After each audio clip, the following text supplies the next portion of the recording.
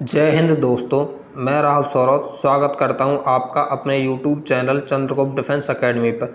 यदि आप Indian army के किसी भी एग्ज़ाम की तैयारी कर रहे हैं तो आप हमारे इस वीडियो को लास्ट तक ज़रूर देखें, क्योंकि हमारे YouTube चैनल पर इंडियन आर्मी के सभी एग्ज़ाम की तैयारी कराई जा रही है। और ये जो सेट है हम करने जा रहे हैं, आज का जो सेट है वो तीसरा सेट है, तो किसके लिए? GD और ट्रेडमैन की बच्चों के लिए है। तो इसमें क्या होंगे, इसमें पूरे 50 क्वेश्चन है। कितने क्वेश्चन होंगे? 50 क्वेश्चन।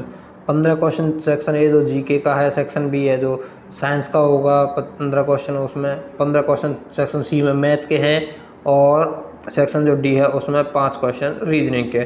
जिस तरह से आर्मी का पेपर बिल्कुल सेट होता है उसी तरह से सेट किया है कि पूरे 50 क्वेश्चन है, 100 नंबर के हैं, और टाइम होगा 1 घंटे का टाइम है। तो आप इस टेस्ट को देखें, करें और बताएं कि कितने क्वेश्चन आप सही कर पाते हो। यदि इस पेपर में, इस टेस्ट में तुम 35 से 40 के बीच में क्वेश्चन भी सही कर पाते हो तो समझ लेना कि तुम्हारा आर्मी के एग्ज़ाम में सिलेक्शन पक्का हो जाएगा। इसलिए वीडियो को लास्ट तक ज़रूर देखें, सभी क्वेश्चन काफ़ी अच्छे हैं। और इससे पहले जो 2 सेट हैं वो अपलोड हो चुके हैं। इससे पहले 2 सेट अपलोड हो चुके हैं, उनकी वीडियो आप चैनल की प्लेलिस्ट में जाकर देख सकते हैं। तो ठीक है, चलते हैं फिर अपने क्वेश्चन पर, पढ़ते हैं क्वेश्चन क्या है। तो हमारा जो पहला क्वेश्चन है वो ये रहा, यक्षगान किस राज्य का नृत्य है? यक्षगान है जो किस राज्य का नृत्य है ये बताना है। तो भाई नागालैंड, कर्नाटक, त्रिपुरा, केरल। तो किस राज्य का है बताइए? यक्षगान है। यक्षगान जो नृत्य है किस राज्य का प्रसिद्ध है ये बताना। तो वो होता है कर्नाटक। किसका है? कर्नाटक का। अगला क्वेश्चन, क्वेश्चन नंबर 2 है, गोमतेश्वर की मूर्ति किस राज्य में स्थित है? उड़ीसा, कर्नाटक, अरुणाचल प्रदेश, गुजरात। तो बताइए जो गोमतेश्वर की मूर्ति है वो कहाँ पर है? वो भी कहाँ पर है? वो भी कर्नाटक के अंदर। कहाँ पर है? कर्नाटक। क्योंकि साउथ से जो होता है काफ़ी क्वेश्चन पूछे जाते हैं, क्योंकि काफ़ी प्रसिद्ध है साउथ वाला जो एरिया है इंडिया का, इसलिए वहाँ से क्वेश्चन काफ़ी पूछे जाते थे। ठीक है, तो अगला क्वेश्चन पढ़ो क्या है। अगला क्वेश्चन क्या है, पढ़ो। क्वेश्चन नंबर 3, अलमाटी बांध किस नदी पर बना है? कृष्णा नदी, कावेरी नदी, ताप्ती नदी, सोन नदी। तो किस नदी पर बना है अलमाटी बांध? काफ़ी इंपॉर्टेंट बांध का नाम है अलमाटी, क्योंकि बांध में से भी एक क्वेश्चन आर्मी पेपर में पूछा जाता है। तो कहाँ, किस पर बना? वो बना कृष्णा नदी पर। किस पर बना है? कृष्णा नदी पर। अगला क्वेश्चन, दक्षिण का कश्मीर के नाम से किस राज्य को जाना जाता है? कर्नाटक, केरल, आंध्र प्रदेश, गोवा। तो किसे दक्षिण का कश्मीर कहा जाता है? दक्षिण का, साउथ का कश्मीर किस राज्य को कहा जाता है ये बताना है। तो बताइए किस राज्य को कहा जाता है साउथ का कश्मीर? वो कहा जाता है केरल को। किसे कहा जाता है? केरल को। ठीक है, अगला क्वेश्चन पढ़ो। अगला क्वेश्चन क्या है? अगला क्वेश्चन है, एलिफेंटा की गुफाएं कहाँ स्थित हैं? केरल, महाराष्ट्र, गुजरात, मध्य प्रदेश। तो कहाँ पर है एलिफेंटा की गुफाएं बताइए? एलिफेंटा की गुफाएं हैं महाराष्ट्र में, और महाराष्ट्र में एक गुफा और है, वो है एलोरा। कौन सी है? एलोरा की गुफा। एलोरा और एलिफेंटा दोनों गुफा महाराष्ट्र में कहाँ पर है? वो महाराष्ट्र के कहाँ पर है? औरंगाबाद में। कहाँ पर? महाराष्ट्र के औरंगाबाद ज़िले में। अगला क्वेश्चन, एलिफेंटा जलप्रपात किस राज्य में स्थित है? महाराष्ट्र, मध्य प्रदेश, मेघालय, केरल। तो बताइए एलिफेंटा जो जलप्रपात है वो किस राज्य में स्थित है ये बताना है। देखो, जो एलिफेंटा की गुफाएं थी वो कहाँ पर थी? वो थी महाराष्ट्र के अंदर। एलिफेंटा की जो गुफा थी वो महाराष्ट्र थी, परंतु यहाँ जो पूछा वो पूछा एलिफेंटा जलप्रपात, जो वाटरफॉल है वो कहाँ पर है? तो वो है कहाँ पर? मेघालय, मेघालय में। कहाँ पर है? मेघालय। ध्यान रखना, एलिफेंटा गुफा महाराष्ट्र में और एलिफेंटा जो वाटरफॉल है, जलप्रपात है, वो कहाँ? मेघालय में। इसलिए दोनों क्वेश्चन एक साथ दिए जिससे कि तुम कंफ्यूज ना रहो कि एलिफेंटा के नाम से महाराष्ट्र लगा दो आंसर। अगला क्वेश्चन, हम्पी के खंडर किस राज्य में स्थित है? कर्नाटक, मध्य प्रदेश, महाराष्ट्र। इनमें से कोई नहीं। तो जो हम्पी के जो खंडर है वो कहाँ पर है ये बताना है। हम्पी के खंडर कहाँ पर है? जो हम्पी के जो स्तंभ है, हम्पी है जो, वो कहाँ पर? नोट के ऊपर, 10 के नोट के ऊपर भी है, इसलिए ध्यान रखना है कहाँ पर है। वो है कर्नाटक। कहाँ पर? कर्नाटक में। अगला क्वेश्चन, स्वर्ण मंदिर का निर्माण किसने करवाया? गुरु गोविंद सिंह, गुरु अंगद देव, गुरु अर्जुन देव, गुरु रामदास। तो किसने करवाया था स्वर्ण मंदिर का निर्माण, ये बताना है। तो गुरु अर्जुन देव ने जो स्वर्ण मंदिर का निर्माण है जो करवाया था वो करवाया था गुरु अर्जुन देव ने। अगला क्वेश्चन पढ़ते हैं। बैजू बावरा का मकबरा कहाँ स्थित है? तो बैजू बावरा का मकबरा कहाँ स्थित है? तो आगरा में है, चंदेरी में, सासाराम में है, दौलताबाद में। तो कहाँ पर है ये बताना है। बैजू बावरा का मकबरा कहाँ पर है? बैजू बावरा का मकबरा है वो है बी चंदेरी। कहाँ पर है? चंदेरी। बी बिल्कुल सही होगा, चंदेरी में। अगला क्वेश्चन, बजट वर्ष के किस मास में प्रस्तुत किया जाता है? जो बजट वर्ष है, जो बजट होता है किस वर्ष के किस मास में प्रस्तुत किया जाता है ये बताना है। फरवरी, अप्रैल, अगस्त, नवंबर। तो बजट कब पेश किया जाता है बताइए। जो संसद में जो बजट पेश होता है वो किस महीने में होता है? वो होता है हमेशा फरवरी के मंथ में। कब होता है? फरवरी में। और एक चीज़ ध्यान रखना भाई, जो कि क्वेश्चन है लास्ट तक ज़रूर देखें, क्योंकि सभी क्वेश्चन हैं बहुत अच्छे हैं तुम्हारे पेपर के पॉइंट ऑफ व्यू से। और वीडियो को ज़्यादा से ज़्यादा बच्चों तक शेयर कर देना। और अभी आपने हमारे चैनल को सब्सक्राइब नहीं किया तो हमारे चैनल को सब्सक्राइब ज़रूर कर देना। चलते हैं अगले क्वेश्चन पर। इंडिया हाउस कहाँ पर स्थित है? भारत, लंदन, अमेरिका, इनमें से कोई नहीं। तो बताइए जो इंडिया हाउस है वो कहाँ पर स्थित है? भारत में है, लंदन में है, अमेरिका में, इनमें से कोई नहीं। तो इंडिया हाउस कहाँ पर है? तो इंडियन हाउस है वो है लंदन के अंदर। कहाँ पर है? लंदन में। इंडिया हाउस के नाम से जो जगह है वो कहाँ पर है? वो है लंदन में। अगला क्वेश्चन, विश्व का सर्वाधिक जन्म दर वाला देश कौन सा है? अफ्रीका, नाइजर, अमेरिका, चीन। तो कौन सा देश है जहाँ की जो जन्म दर है सबसे अधिक है? बताना। जन्म दर है जो सबसे अधिक है ये बताना है। तो ठीक है, बताइए कहाँ की है जन्म दर सबसे अधिक, ये बताने हैं। बताओ। क्वेश्चन नंबर 12 का जो आंसर होगा वो क्या होगा? बी नाइजर। कहाँ की है? नाइजर की है जो सबसे अधिक है। ठीक है भाई, जो जन्म दर सबसे अधिक कहाँ की? नाइजर की, ध्यान रखना। और जनसंख्या पूछी जाए सबसे अधिक कहाँ की? तो चीन की जनसंख्या।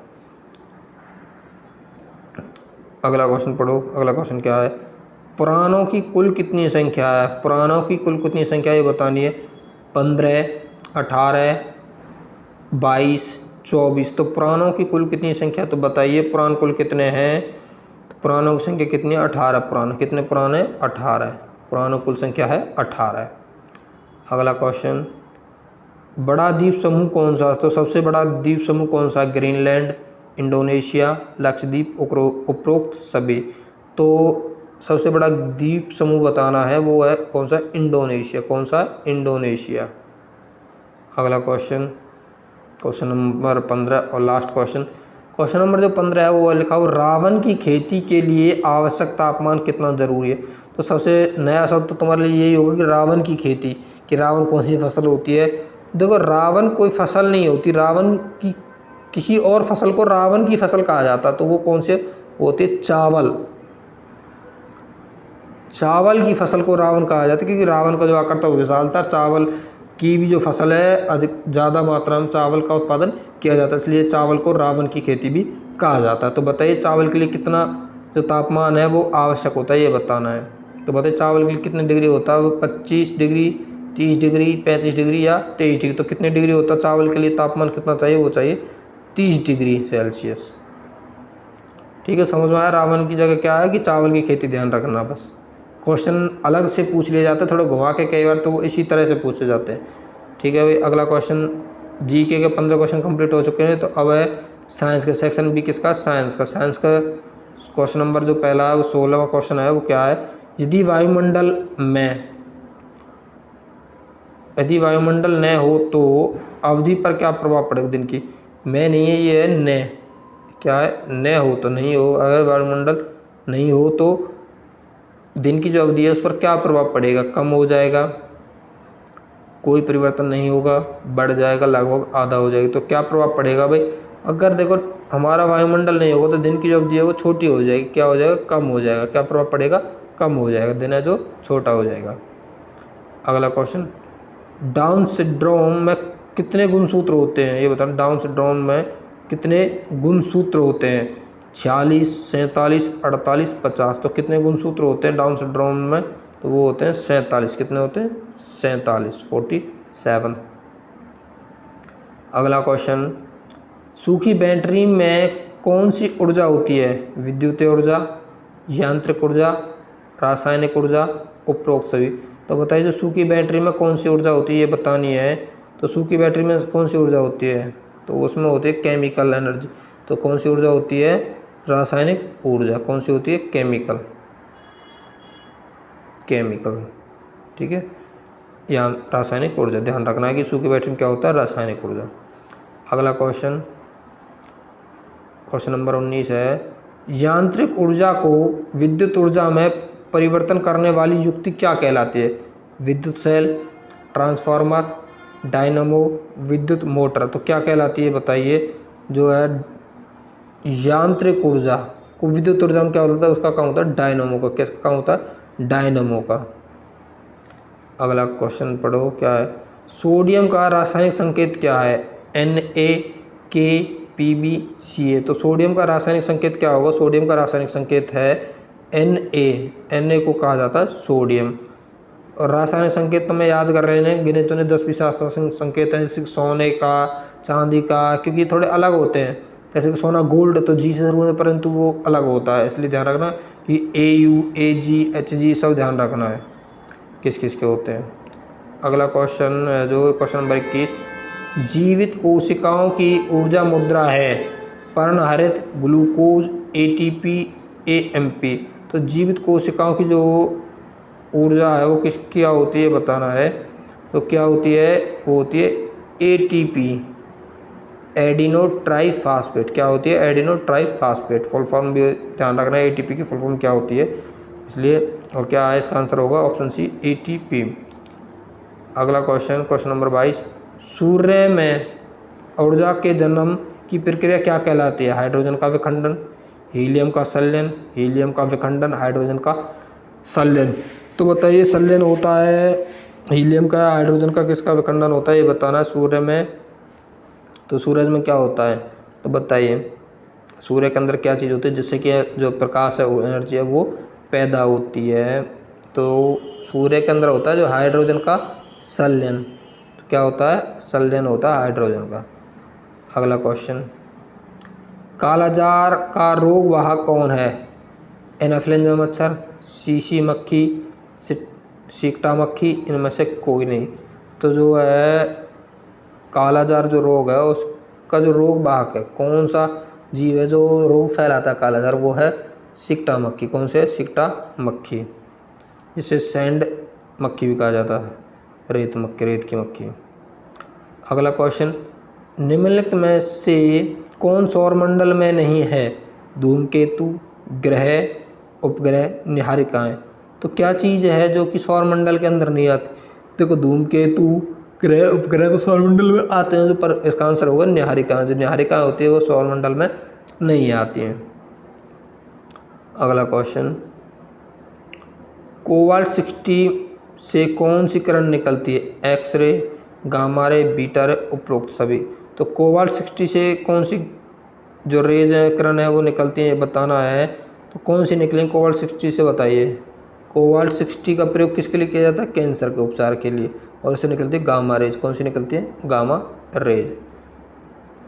अगला क्वेश्चन, ध्वनि की तीव्रता मापने वाला यंत्र कौन सा है? जो ध्वनि की तीव्रता मापने के लिए जो यंत्र है वो बताना है कि यंत्र कौन सा यंत्र। ठीक है भाई, यंत्र कौन सा है ये बताए? ऑडियोमीटर। तो कौन सा होता है जो ध्वनि की तीव्रता आता है वो नापता है? ऑडियोमीटर। क्या नापता है? ऑडियोमीटर। अगला क्वेश्चन, प्रोटीन बनाने के लिए कितने अमीनो अम्ल की आवश्यकता होती है? 10, 15, 20, 25। तो कितने अमीनो एसिड चाहिए प्रोटीन बनाने के लिए ये बताना। तो कितने की ज़रूरत होती है? वो होती है 20 अमीनो एसिड की। कितने की? 20 अमीनो एसिड से एक प्रोटीन तैयार होता है। अगला क्वेश्चन है, पेंगुइन चिड़िया कहाँ पाई जाती है? अफ्रीका, दक्षिण अमेरिका, अंटार्कटिका या रूस। जो पेंगुइन चिड़िया वो कहाँ पर पाई जाती है ये बताना। तो जो पेंगुइन जो चिड़िया होती है वो कैसे होती है? वो बर्फ़ में रहती है। बर्फ़ कहाँ पर? सबसे अंटार्कटिका का है। तो सही आंसर क्या होगा? अंटार्कटिका। एक गुड्डे जैसे आकार की होती है, पेंगुइन जो होती है गुड्डे के आकार की होती है। अगला क्वेश्चन, ध्रुवा पर नमन कोण कितने डिग्री का होता है? ध्रुवा नहीं है ये, ध्रुव पर। जो टाइपिंग में गलती हो गई है, क्या लिखा हुआ है? ये लिखा हुआ ध्रुव, क्या लिखा हुआ है? ध्रुव पर जो है नमन कोण कितने डिग्री का होता है? 45, 60, 30, 90। तो बताइए कितने डिग्री का होता है ध्रुव पर नमन कोण होता है? वो 90 डिग्री का होता है। कितने का होता है? 90 डिग्री का। अगला क्वेश्चन, एक्सरे का आविष्कार किसने किया था? हॉकिंस, रॉन्टजेन, मार्कोनी या मार्स? तो किसने किया था? एक्सरे की खोज किसने की थी? वो की थी डी मार्स ने। किसने की थी? मार्स ने। तो भाई साइंस भी खत्म हो गई, तो हो गया। जो अगला पोर्शन है वो है मैथ का, ठीक है। तो किसका? मैथ। तो अगला क्वेश्चन देखते हैं फिर मैथ में क्या दे रखा है। 3 क्रमागत प्राकृतिक संख्याओं का योग 87 है, तो बीच वाली संख्या ज्ञात कीजिए। देखो, जब भी क्रमागत संख्या या सम हो या विषम हो, कोई भी कैसी भी संख्या हो, उनका योग दे रखा हो, तो उसे सीधा क्या करते हैं कि उसे केवल करना क्या है ऐसे क्वेश्चन में कि जो 87 है, 87 को भाग करो किससे? 3 से, क्योंकि 3 संख्या का योग है। 87 को भाग करो 3 से कितना? 3 दूनी 6, 3 दूनी 27। जो 29 है वही बीच वाली संख्या क्या होगी? 29 जो बीच, इसका आंसर क्या होगा? 29। अगर बड़ी संख्या पूछ लेता भाई 29 तो बीच की होगी, तो बड़ी कितनी होती? 30, और इससे पहले होती कितनी? 28, ठीक है। अगला क्वेश्चन देखते हैं क्या है। क्वेश्चन नंबर 31, 17 की घात 256 का इकाई अंक ज्ञात कीजिए। 17 की घात 256 मतलब 17 की घात 256 है, तो इसका इकाई अंक, तो इकाई अंक ज्ञात करने के करते हैं जो घात है उसको 4 से भाग करते हैं। 4 से जो 256 भाग करेंगे, 4 से 24, और कितना हो जाएगा? 1, 4 चौक 16, तो 64 बार। तो शेष क्या बचा? 0। अब शेष 0 बचा तो हम लेंगे कि 17 की पावर कितने होगी? 0। किसी की पावर 0 का मतलब क्या होता है? 1, मतलब 7 की पावर 0, इसका मतलब क्या होगा? 1। तो ठीक है भाई, 7 की पावर जब 0 है 1, तो इसका आंसर क्या आएगा? इसका आंसर आएगा ऑप्शन ए, 1, ठीक है। तो ऐसा क्वेश्चन एक बार फिर समझ लेना कि करना क्या होता है, केवल घात को ही भाग करना होता है 4 से, घात को ही 4 से गुना करना होता है, इसलिए जो है इसका आंसर कितना आएगा? 1, ठीक है भाई। अगला क्वेश्चन देखते हैं। अगला क्वेश्चन है, यदि 10% की हानि पर कोई वस्तु 720 रुपये में बेची जाती है तो वस्तु का क्रय मूल्य क्या होगा? देखो कि वो कह रहा है कि कितनी हानि है? 10% की। कितने में बेच रहा? 720 रुपये में। हमें पता, मान लो कि 100 रुपये की वस्तु भाई 10 की हानि पर कितने रुपये में बेची जाएगी? 90 में। पर वो क्या कह रहा है? 90 बराबर हम रख लें 720 की, क्योंकि क्वेश्चन 720 दिया और हमें निकालना 100 के मान निकालना कि क्रय मूल्य कितना? 100 होता, 1 की वैल्यू कितनी आ गई? 9 से भाग हो जाएगा 8 बार, और 100 की वैल्यू निकालें, 100 गुना में 8 कितना हो जाएगा? तो फिर 800 कितना हो जाएगा? 100 गुना में 8 करेंगे कितना हो जाएगा? 800। तो इसका आंसर कितना आएगा? ऑप्शन ए, 800 रुपये। कितना आएगा? 800 रुपये। ऐसे क्वेश्चन करने के लिए फॉर्मूले याद करने की कोई ज़्यादा जरूरत नहीं होती, क्योंकि ये 100 वाले कंसेप्ट से ही आसानी से सॉल्व हो जाते हैं, ठीक है। क्वेश्चन समझ में आ गया होगा। अगला क्वेश्चन देखते हैं। अगला क्वेश्चन, यदि किसी विद्यालय के सभी छात्र पंक्तियों में इस प्रकार खड़े हैं कि प्रत्येक पंक्ति में 5, 9, 10, 5, 9 और 10 छात्र हो, तो विद्यालय में छात्रों की न्यूनतम संख्या। तो देखो 5, 9 और 10, तो इनका निकालते हैं क्या? केवल एलसीएम। एलसीएम कितना होगा? इसका एलसीएम 5 से भाग करते हैं, तो 1, 9 और 2, 5 दूनी 10 और 9, 90। तो कितना आ गया? 90। तो छात्रों की संख्या कितनी है कि 90 छात्रों कितने? ऑप्शन ए जो सही होगा कि 90 केवल छात्रों। कितने छात्र होंगे? 90 छात्र, जिनको हम 9 या 10 छात्र की पंक्ति में खड़ा कर सकते हैं, ठीक है। तो कि न्यूनतम पूछी है तो इसलिए एलसीएम निकालते हैं, अधिकतम पूछते हैं तो हम एचसीएफ निकालते हैं, ठीक है भाई। अगला क्वेश्चन देखो, क्वेश्चन नंबर 35, 1001 का घन ज्ञात कीजिए। 1001 का घन, तो भाई 1001, तो 1001 का घन कितना होगा ये बताना है केवल, कि 1001 का घन। देखो 1001 का घन कितना होगा ये बताना है तो मैं तो कितना होगा 1001 का घन लिखेंगे हम। देखो 11 का घन कितना होता है मैं बताता हूँ कैसे सॉल्व करते हैं। 11 का घन होता है 1331 और 1331, पर इसके बीच में जितनी जीरो उतनी ही जीरो इनकी संख्याओं के बीच में रख देनी है। तो ये हो जाएगा जब भाई इसको हम लिखेंगे 1002 जीरो तो उसके हिसाब से हो जाएगा 1 2 जीरो 3 फिर 2 जीरो रखो फिर 3 फिर डबल जीरो और फिर 1। तो इसका जो ऑप्शन है वो कौन सा ऑप्शन है? ऑप्शन ए है जो बिल्कुल सही होगा 100 300 301। तो 1001 का घन क्या होगा? ऑप्शन जो ए है। 1001 का हो 100 का वो कल कितना करना है जितना 11 का घन उसके हिसाब जितनी जीरो बीच में उतनी ही जीरो उसमें हर संख्या के बीच में रख देनी है। ठीक है भाई, क्वेश्चन समझ में आ गया होगा। चलते हैं अगले क्वेश्चन पर। अगला क्वेश्चन है वह छोटी से छोटी संख्या जिसे 10 के वर्ग तथा 11 के वर्ग में योग में जोड़ने पर के वर्ग में जोड़ने पर, केवल एक योग नहीं वर्ग में जोड़ने पर परिणाम पूर्ण वर्ग संख्या है। तो वह संख्या क्या करनी है भाई? देखो क्वेश्चन क्या है, कह रहा है वो कह रहा है कि 10 का वर्ग कितना होता है 100 और 11 का वर्ग कितना होता है 121। दोनों को जोड़ दो तो कितना आ गया भाई 221। कि 221 में क्या जोड़ें जब पूर्ण वर्ग संख्या बन जाए, और 221 में हम 4 जोड़ दें तो कितनी हो जाएगी 225। 225 किसका वर्गमूल होता है 15 का। किसका होता है 15 का। तो आंसर क्या आएगा इसका? जो आंसर है 4।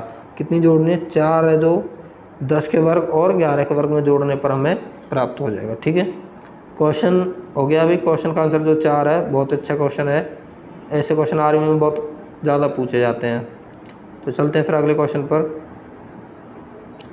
अगला क्वेश्चन है समबाहु त्रिभुज का क्षेत्रफल का सूत्र। भाई ध्यान देना है कि जो तुम्हें ना आर्मी के पेपर में एक फॉर्मूला ज़रूर पूछा जाता है, इसलिए जो तुम्हें बहुत ज़्यादा ध्यान देना है कि क्या होगा इसका जो आंसर है क्या होगा ये बताना है कि समबाहु त्रिभुज का क्षेत्रफल फॉर्मूला क्या होता है? वो होता है √3/4 ए स्क्वायर। क्या होता है? √3/4 ए स्क्वायर। समबाहु त्रिभुज कैसा होता है? जिसकी सभी भुजाएं बराबर होती है। क्या होता है? जिसकी सभी भुजाएं बराबर होती हैं। भाई आमने सामने की तीनों जो भुजाएं होंगी वो बराबर होती हैं। ठीक है, और जो फार्मूले सभी फार्मूले याद ज़रूर करने हैं। चलते हैं अगले क्वेश्चन पर। अगला क्वेश्चन क्या है? अगला क्वेश्चन देखो, क्वेश्चन नंबर 38। यदि 8 क्रमागत सम संख्याओं का औसत 93 है तो सबसे बड़ी संख्या क्या होगी? वह देखो एक चीज़ होती है कि जब भी मैंने अभी बताया कि 8 क्रमागत सम संख्या औसत 93 देखा तो मैं लिख देता हूँ कि संख्या लिख देता हूँ मैं ऐसे 1 2 3 4 5 6 7 और 8। तो इनके बीच की संख्या औसत होती है। तो बीच में क्या आएगी? यहाँ ये 4 संख्या छोड़ दीजिएंगे और ये 4 संख्या, तो बीच में क्या देगा? औसत दे रखा इसका 93। 93 एक विषम संख्या और इसने कहा कि कैसी संख्या है? वो सम संख्या। तो 93 का क्या आएगा? 94 96 98 और 100। तो सबसे बड़ी संख्या क्या आएगी? वो आएगी 100। तो आंसर क्या होगा इसका? जो 100 है इसका बिल्कुल राइट आंसर होगा 100। ठीक है भाई, अगला क्वेश्चन देखो, क्वेश्चन नंबर 39। 3 संख्याओं का औसत 77 है। पहली संख्या दूसरी संख्या की दुगनी है, दूसरी संख्या तीसरी संख्या की दुगनी है। तो पहली संख्या ज्ञात कीजिए। मान ली कि हमने जो है भाई हमारे पास संख्या 3 दे रखी है और वो क्या कह रहा है? पहली संख्या दूसरी की दुगनी है और दूसरी संख्या तीसरी की दुगनी है। तो ये संख्या कितनी होगी? मान ली 4x पहली होगी, 2x और ये x तीसरी संख्या। तीसरी की दुगनी ये होगी, इसकी दुगनी ये होगी। अब टोटल कितने हो गए? ये टोटल हो गए 4 2 6 और 1 7x। कितने x हो गए? 7x। और उस क्वेश्चन ने क्या कहा? 3 संख्या का औसत कितना? 77। तो ये 3 संख्या का योग कितना होगा? वो होगा 77 गुना में 3। पर हमारा कितना आ रहा? 7x। तो 7 से 1 कट के 11 बार, 11 गुना 3 33। x का मान आ गया 33 और सबसे बड़ी संख्या क्या है? 4x। तो 4x की गुना मतलब 4 गुना करेंगे 33 कितना आएगा? 132। कितना आंसर आएगा इसका? 132 4 के गुना अपन है, क्योंकि हमारी जो वैल्यू सबसे बड़ी है वो 4x है पहली संख्या जो उसने पूछा, 4x जो पहली संख्या वो होगी 132। ठीक है, ऐसे क्वेश्चन औसत के बहुत आसान होते हैं और समझ लेना। अगर समझ में एक बार नहीं आ रहा तो दोबारा एक बार वीडियो को देख लेना, कि क्वेश्चन को बैक करके देख लेना कि क्या क्वेश्चन है मैथ का, और फिर अपने हाथ से कॉपी में करके देखना। मैथ जितनी अपने हाथ से करोगे उतनी ही अच्छे से समझ में आएगी। ठीक है भाई। अगला क्वेश्चन, यदि किसी अर्धगोले की त्रिज्या r हो तो उसकी ऊंचाई क्या होगी। तो क्वेश्चन में कुछ नहीं है, नॉर्मल, बहुत नॉर्मल क्वेश्चन है, वो समझना है कि अर्धगोला कैसा होता है। अर्धगोला देखो ये होता है अर्धगोला। ठीक है, इस आकार के एक अर्धगोला होता है, कटोरे का आकार का, इस तरह का एक अर्धगोला होता है, ये होता है अर्धगोले का आकार। तो इसमें कह रहा है कि यहाँ से यहाँ तक का जो है वो है कितना r, कितना r। तो पूछा कि इसकी जो ऊंचाई है यहाँ से लेकर यहाँ तक ये कितनी, तो ये त्रिज्या है तो ये भी कितनी होगी, त्रिज्या कितनी होती है r, तो इसकी ऊंचाई भी कितनी होगी, वो होगी r। इसमें h आंसर नहीं देना, क्योंकि इसकी त्रिज्या के अकॉर्डिंग अर्धगोले की जितनी त्रिज्या होती है उतनी ही अर्धगोले की ऊंचाई होती है, इसलिए इसका आंसर होगा सी, ऑप्शन सी r। समझ आया। जो आकृति होती है ना, जितने भी हमारे 2 डायमेंशनल 3 डायमेंशनल जितनी आकृति, क्षेत्रफल वाली, आयतन, बेलन, शंकु, सब एक तुम्हें पता होना चाहिए। तो फिर चलते हैं अगले क्वेश्चन पर। क्वेश्चन नंबर जो 41 है, जब एक संख्या के 60% में से 60 घटाया जाता है तो परिणाम 7 नहीं है, ये लिखा हो, तो परिणाम यहाँ आएगा, तो परिणाम जो वो कितना आता है 60 आता है। तो वह संख्या कौन सी होगी। वो कह रहा है कि मान लो कोई संख्या हमें नहीं पता, हमने मान ली संख्या हमारी a है। ठीक है, a के 60% में से 60 घटाएं तो परिणाम कितना आ रहा, तो परिणाम हमारा 60 आ रहा है। भाई 60 यहाँ माइनस में दूसरी तरफ ले जाएंगे, प्लस में 60 में 60 जोड़ेंगे 120, और ये गुना में ये उल्टा हो जाएगा बस। तो a की वैल्यू कितनी आ जाएगी, a की वैल्यू आ जाएगी 120 गुना में 100 बटे में 60, 60 से कट गया 2 बार, और 100 दूनी 200, कितना है 100 दूनी 200, आंसर कितना आएगा इसका 200। ठीक है, ध्यान जो देना वो यही है कि 100 दूनी कितना आंसर आ जाएगा, हमारा आंसर आ जाएगा 200। क्वेश्चन को जैसा क्वेश्चन ने कहा है उसी तरह से करो और पढ़ो, बस क्वेश्चन आसान से सॉल्व हो जाएगा। अगला क्वेश्चन पढ़ो। क्वेश्चन नंबर 42 है जो, 500 रुपये पर 1 वर्ष का साधारण ब्याज। भाई क्वेश्चन नंबर 42 में कह रहा है कि 500 रुपये पर 1 वर्ष का साधारण ब्याज 1% मासिक दर, क्या दे रखा, मासिक दर से निकालना। तो भाई 1 महीने में 1%, तो वर्ष में कितने महीने होते हैं 12, तो कितनी प्रतिशत हो जाएगी, ये हो जाएगी 12%। कितने प्रतिशत हो जाएगी 12%।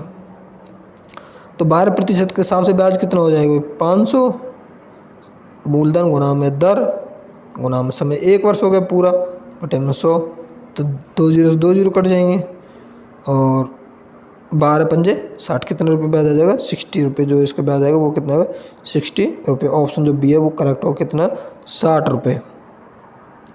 साधारण ब्याज का बहुत आसान क्वेश्चन था, पर करने में जल्दबाजी नहीं करनी है, कहीं 1% निकाल दो उसका। ये केवल मासिक में दिया तो इसको वार्षिक बनाएंगे। अगला क्वेश्चन देखते हैं, क्वेश्चन नंबर 43। क्वेश्चन नंबर 43 कह रहा है कि किसी वस्तु के क्रयमूल विक्रयमूल का अनुपात 10 और 11 है तो लाभ प्रतिशत। मान लिया कि भाई हमारा क्रयमूल 10 रुपये है और विक्रयमूल 11 रुपये, तो जो CP है हमारा क्रयमूल 10 रुपये और जो SP है वो हमारा कितना है, वो हमारा 11 रुपये। तो लाभ कितने का होगा 1 रुपये पर, किस पर हुआ 10 पर, प्रतिशत के लिए गुना में 100, 0 से 0 कितना हो चुका 10%, कितना हो गया आंसर, कितना आएगा 10% का प्रॉफिट हुआ। आंसर हो गया ऑप्शन ए 10% का प्रॉफिट। ठीक है भाई, अगला क्वेश्चन देखो। क्वेश्चन नंबर 44, 17 वस्तु हैं, 17 वस्तु है नहीं, ये है नहीं है, 17 वस्तु हैं 3,910 रुपये में खरीद कर 4,090 रुपये में बेची गई। प्रति वस्तु लाभ प्रतिशत कितना होगा ये बताना है। तो भाई देखो, जितना लाभ एक वस्तु पर हो रहा है उतना ही 17 वस्तुओं पर लाभ होगा, वो ही निकालना है। तो केवल क्या है कि इसमें क्वेश्चन जो प्रति वस्तु का लाभ पूछा वो क्वेश्चन को लंबा करने के लिए, और कुछ नहीं है। तो तुम्हें जो करना है वो इतना करना है कि 4500 में से 4590 में से घटाने हैं 3910, तो कुल लाभ निकालना, कितना लाभ आएगा, ये आ गया 680 रुपये। 680 कितने पर कितने प्रतिशत लाभ ये निकालेंगे, सॉल्व करना है। 680 बटे में 3910 गुना में 100। जब इसको सॉल्व करेंगे तो आएगा लगभग 17.23 के लगभग। तो इसका जो आंसर होगा ऑप्शन ए लगभग 17%। जो हमारा आंसर होगा वो आएगा, कितना आएगा, वो आएगा लगभग 17%। ठीक है, कोई क्वेश्चन है ध्यान देना, बस नॉर्मल क्वेश्चन है लाभ हानि का। अगला क्वेश्चन नंबर 45 और मैथ का, जो कि लास्ट क्वेश्चन है मैथ का। तो देखो क्या कर रहा है, एक व्यक्ति ने कुछ वस्तुएं 10 रुपये में 11 वस्तु खरीदी, 10 रुपये में 11 वस्तु खरीदी, और उन्होंने 11 रुपये की 10 वस्तु बेच दी। तो लाभ या हानि प्रतिशत ज्ञात कीजिए। देखो भाई, खरीद कितने में रहा, वो कह रहा है कि वो 11 वस्तु खरीद रहा है, कितने रुपए में, 10 रुपये में खरीदी। ये हो गया सी पिन का, भाई 11 का जो सी पी है 10 रुपये। अब वो कह रहा है कि 11 रुपये में 10 वस्तु बेच रहा है, मतलब 10 का एस पी दे रहा है कितना, 11 रुपये। या तो हमें वस्तु बराबर करनी है कि वस्तु बराबर करने क्या करें, इसमें अगर मैं 10 की गुना करूं और इसमें 11 की गुना, तो दोनों तरफ हो जाएगी। इसमें 10 गुना करने पर कितना हो जाएगा भैया, 100, और इसमें 11 गुना करने पर 100 की, मतलब ये 121 रुपये में वस्तु बेच रहा है इसकी गुना, और 100 रुपये में खरीदी थी, और वस्तु अब 110 में बराबर है, वस्तु की संख्या बराबर हो चुकी। तो क्या हुआ, हमें फ़ायदा होगा, लाभ हुआ, कितने का लाभ, तो 121 माइनस 100, तो 21 रुपये का लाभ, तो वो 21% का लाभ हो गया। कितना हो जाएगा, 21% का लाभ, प्रतिशत और निकालना बस। अगला क्वेश्चन जो सेक्शन डी है भाई, वो क्या, वो है रीजनिंग। सेक्शन डी रीजनिंग है, रीजनिंग के 5 क्वेश्चन आते हैं पेपर में। तो देखते हैं कैसे क्वेश्चन है, आसान है, अच्छे, काफ़ी अच्छे क्वेश्चन है। तो सबसे पहला जो रीजनिंग क्वेश्चन नंबर 40, शब्दों को सार्थक अनुक्रम में व्यवस्थित करें। धागा, पौधा, साड़ी, रुई, कपड़ा। तो भाई बताना कि सबसे पहले क्या चीज़ बनेगी, क्या चीज़ तैयार होती है उससे। तो सबसे पहले क्या होगा, पौधा, उसके बाद पहले पे पौधा हो गया, फिर क्या बनेगा, पौधे से क्या होगी, रुई प्राप्त होगी 2, फिर रुई से क्या बनेगा, धागा, और धागे के बाद क्या बनेगा, कपड़ा, फिर धागे के बाद तो कपड़ा बनेगा, और फिर क्या बनेगा, साड़ी। 5। तो सबसे पहले क्या आएगा, 2, भाई सबसे पहले क्या आएगा, 2, 4, 1, 5, 3। तो ऑप्शन जो है 2, 1 में ही है, ऑप्शन ए जो बिल्कुल करेक्ट राइट आंसर होगा, मतलब करेक्ट होगा, क्या होगा, बिल्कुल जो राइट है वो ऑप्शन ए। सबसे पहले पौधा, पौधे से रुई, रुई से धागा, धागे से कपड़ा, कपड़े से जो बने क्या बनेगी, साड़ी। ठीक है, अगला क्वेश्चन देखो रीजनिंग का क्या है। अगला क्वेश्चन है कि एक लड़की की तस्वीर की ओर इशारा करते हुए, मान लो कोई तस्वीर है, चलो इसको इधर की बजाय इधर बना देते हैं, कि एक तस्वीर है, लड़की की तस्वीर है कोई, ठीक है, उसकी ओर इशारा करते हुए रमेश ने कहा कि उसकी माँ, मतलब इसकी माँ है जो, का भाई, माँ का भी भाई है, ठीक है भाई, भाई है, मेरी माँ, मतलब यहाँ रमेश है, यहाँ कोई रमेश है, तो रमेश की, मेरी माँ का के पिता का इकलौता पुत्र है, रमेश की माँ और माँ का पिता, पिता का जो ये है वो इकलौता पुत्र है, जो उसकी माँ का भाई था वो रमेश की माँ के पिता का इकलौता पुत्र है। तो बताइए लड़की की माँ का रमेश से क्या संबंध है, ये बता, लड़की की माँ का रमेश से क्या संबंध होगा, ये बताना। देखो कि लड़की का संबंध नहीं पूछा, लड़की की माँ का रमेश से संबंध पूछा। रमेश की माँ के पिता का भाई, भाई माँ के पिता का पुत्र है, माँ का पिता का इकलौता पुत्र। मम्मी का जो पिता होता है वो नाना होता है, नाना का जो पुत्र होता है इकलौता वो होता है मामा।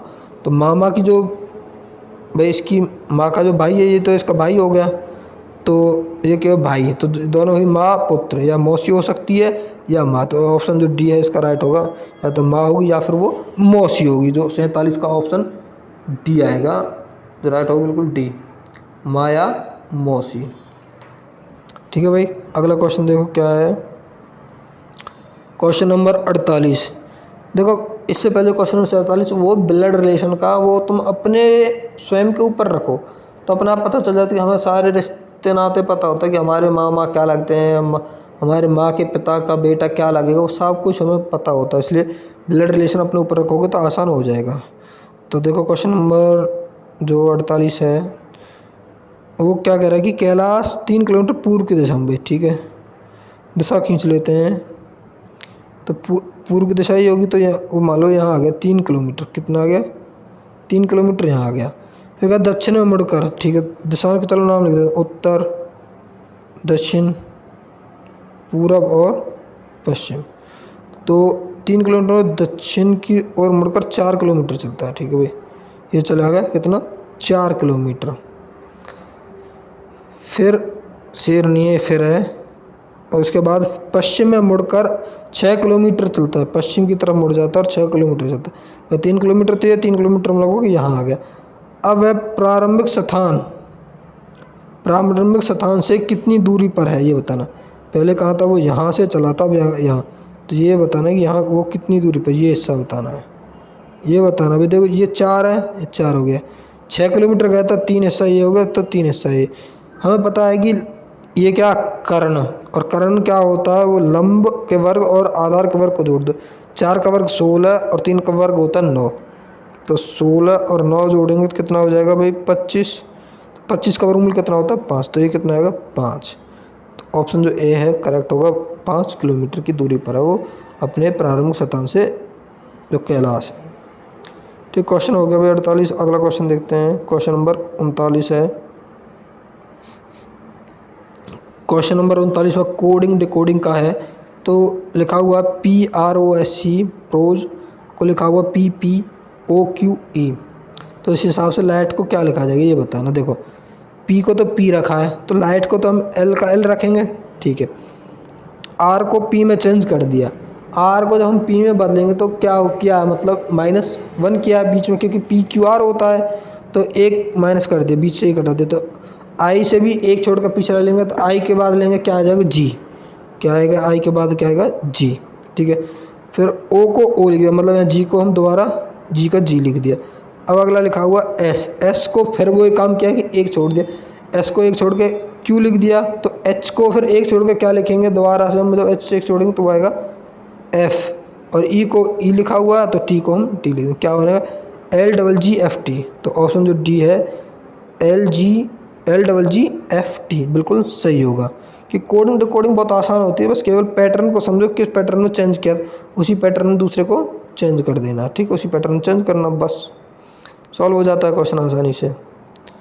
अगला क्वेश्चन और लास्ट क्वेश्चन है भाई इसका, हमारे सेट का जो लास्ट क्वेश्चन है बिल्कुल। और वीडियो को ज़्यादा से ज़्यादा शेयर कर देना बच्चों तक, जिससे कि सभी अपनी तैयारी कर पाएँ। वैसे भी आर्मी जो है पेपर बार बार पोस्टपोन कर रही है, बार बार करवाने की डेट देती थी, तो आनंद ले रही है, पर तुम अपनी तैयारी इतनी अच्छे से रखो कि आर्मी पेपर कभी भी ले तुम अपना अच्छे से अच्छा पेपर कर पाओ, अच्छे से अच्छा स्कोर कर पाओ।